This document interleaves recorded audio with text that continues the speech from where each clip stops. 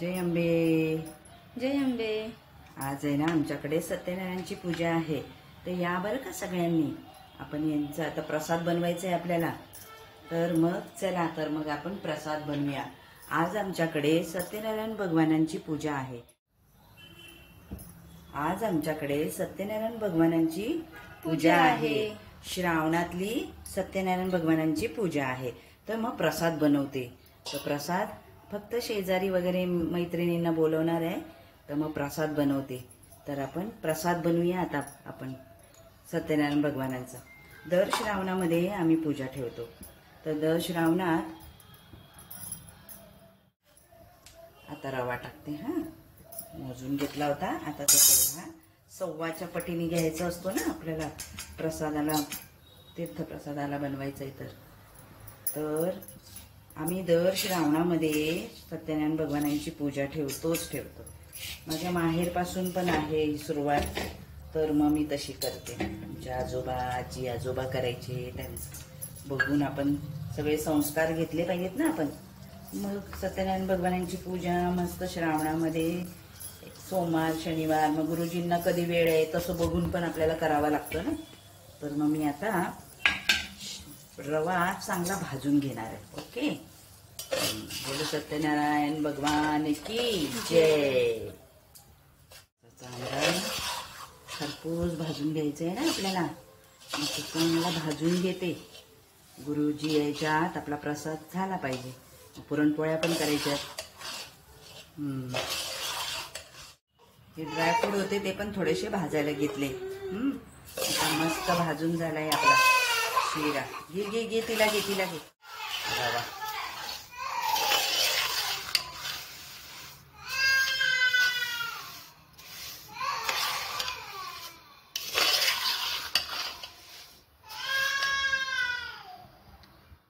सगळं सव्वाच्या पटीने घेतलंय. आता हे गरम दूध टाकते. हळूहळू टाकायचं.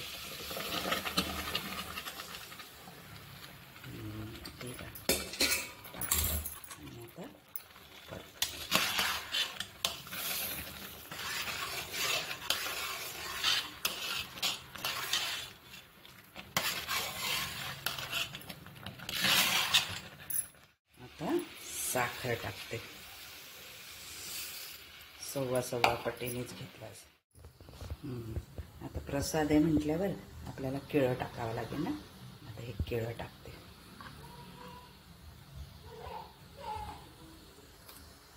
केळ्याचा प्रसाद असं म्हणतात ना सत्यनारायण भगवानांचा.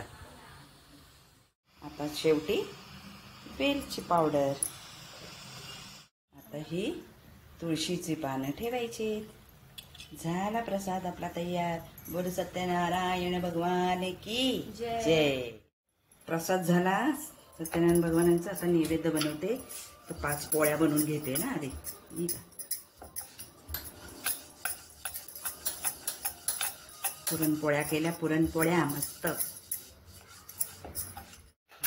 झाली आपली पोळी. होऊन आली. झाली आपली पोळी. बोल सत्यनारायण भगवान की. हे पहा आमच्याकडे पूजा आज, म्हणून मग हे घरीच हार बनवतायत देवांना आणि आम्हाला गजरे बनवतायत. हे बघा सगळ्या पंचवटीला जाऊन सगळी फुलं घेऊन आली. गुलाबाची फुलं, कुठली फुलं आहे ती, झेंडूची फुलं, अस्टरची फुलं. आणि हे आता स्वतःच हार बनवतात आणि आम्हाला गजरे बनवतायत आता छान छान. हे बघा हार बनवले यांनी. हार गजरे हे सगळे बनवतात प्रत्येक वेळेला. वाव छान. सत्यनारायण भगवान की जय. वर्षी कसं करायचं हे सगळं करून ठेवतात आणि मग पूजा मांडणी करून ठेवतात. बोल सत्यनारायण भगवान की जय. अशी डेकोरेशन करतायत बघ. कसे करतायत बघ सायली. छान आहे ना. मस्त मस्त करतायत बघ.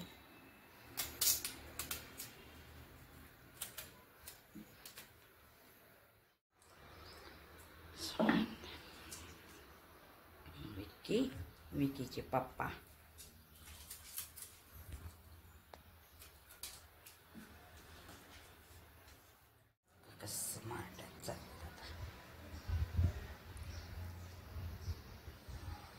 बोल सत्यनारायण भगवान की जय।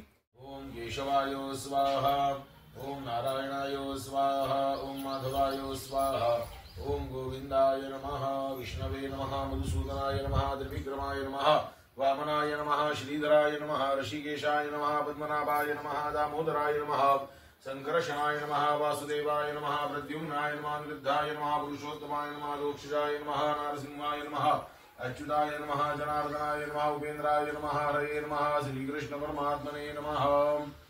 पाणी घ्या। प्रणवस्य ब्रह्मर्षिः परमात्मा देवता देवी गायत्री छंदाः प्राणायामे विनियोगः।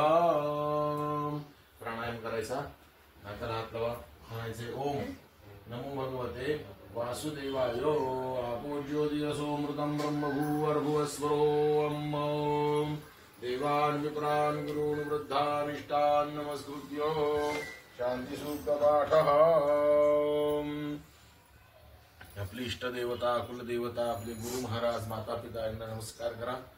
बसल्या बसल्या तुम्ही एकटेच उभं राहणार नसते, नमस्कार करून घ्या। बाळाला घेतलं काशीतल्या ब्राह्मणाला जाऊन सांगितलं तुम्ही सत्यनारायणाची पूजा करा, जेणेकरून तुमची गरिबी नाहीशी होईल। मग तो काशीतला ब्राह्मण ठरवतो की आज भिक्षा मागून जे द्रव्य आपल्याला मिळेल त्या द्रव्यातनं आपण सत्यनारायणाची पूजा करायची, असं म्हणून तो भिक्षेला जातो आणि मिळालेल्या भिक्षा द्रव्यातनं मोठ्या श्रद्धेने, अतिशय श्रद्धेने, भक्तिभावाने सत्यनारायणाची पूजा तो करतो आणि केलेल्या पूजामुळे भगवंत त्याच्यावरती प्रसन्न होतात। भगवंताला सर्व प्रकारची सुख समृद्धी, धनधान्य, ऐश्वर्य त्याला प्रदान करतात। मग तो काशीतला ब्राह्मण दरवर्षी सत्यनारायणाची पूजा करू लागतो। एके दिवशी अशीच पूजा करत बसलेला असताना त्या ठिकाणी एक मोळी विकणारा चाललेला असतो। त्याला तहान लागल्यामुळे तो ब्राह्मणाच्या घरात येतो, तेव्हा ते सत्यनारायणाची पूजा बघतो आणि तो देखील ठरवतो की भगवंता माझं देखील दुःख दारिद्र्य नाहीसं करा, मी देखील तुमची आज हे लाकडं विकून जे मला पैसे मिळतील, द्रव्य मिळेल, तर द्रव्यात मी पूजा करीन, असं म्हणून तो लाकडं विकायला जातो। तर लाकडाची नेहमीपेक्षा दुप्पट किंमत भगवंताच्या कृपेने त्याला मिळते आणि तो लाकूड तोडा देखील मोठ्या श्रद्धेने, भक्तिभावाने सत्यनारायणाची पूजा करतो।